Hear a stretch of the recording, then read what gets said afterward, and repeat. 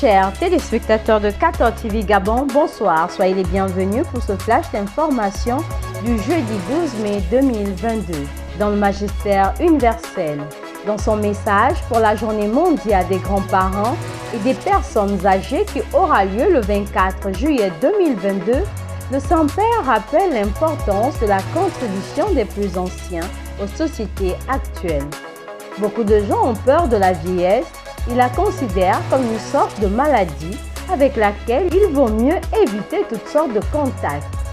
Le pape François rappelle ainsi que nous devons veiller sur nous-mêmes et apprendre à mener une vieillesse active, même du point de vue spirituel.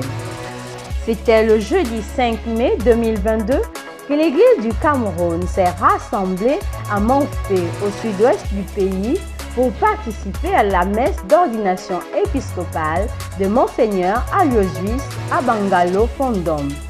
Dans l'homélie de Monseigneur Andrew Keya, archevêque de Bamenda et consécrateur principal, a exhorté le nouvel évêque à conduire avec miséricorde, tendresse et amour le peuple de Dieu qui est à Monfé et l'a invité à bâtir l'esprit de famille au sein du dit diocèse. Le nouvel évêque de Monfé a été nommé au siège épiscopal par le pape François le 22 février 2022. Le Saint-Père a nommé évêque du diocèse de Dolisie en République du Congo le Père Toussaint Ngoma Fumane, jusqu'à présent supérieur provincial de la Congrégation du Saint-Esprit au Congo et coordinateur de l'Union des circonscriptions spirituelles d'Afrique centrale. Son Excellence Monseigneur Toussaint Ngoma Fumane est né le 1er novembre 1975 à Sibiti, alors diocèse de Kayi. En 1988, il rejoint la Congrégation du Saint-Esprit. De 1999 à 2002, il a étudié la philosophie à Libreville au Gabon.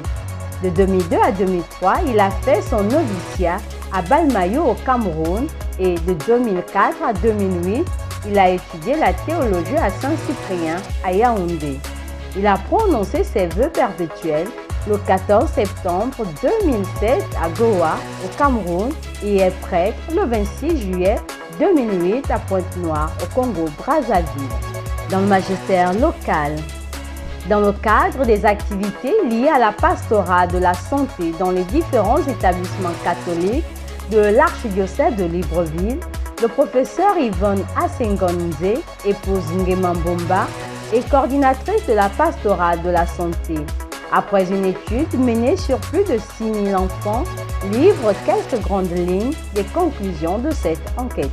Sur les enfants de nos établissements. La première activité qui n'est plus actuelle, c'était le programme dit programme Sourire. Le programme Sourire était en rapport avec les maux de tête et les conséquences des maux de tête sur la vie scolaire de l'enfant. Cette activité a été menée pendant 3 années et pendant 3 ans, nous sommes repartis pour voir si elle avait porté des fruits. Et à la suite de ça, les enseignants ont voulu changer ou faire autre chose.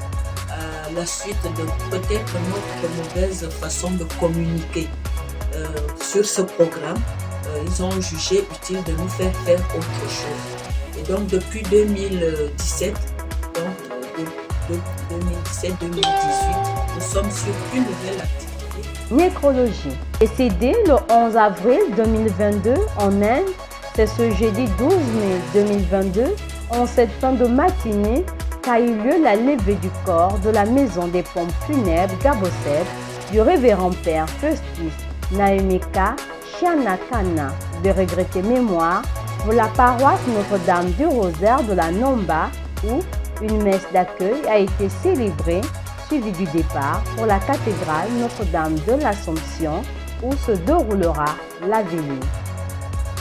Demain, vendredi 13 mai 2022, à 9h, l'archevêque métropolitain de Libreville, son Excellence Monseigneur Jean-Patrick Ibaba, présidera la messe d'enterrement qui sera suivie de l'inhumation au Grand Séminaire international Père Daniel Poti. Saint du jour, il est l'un des martyrs enfants de l'Église.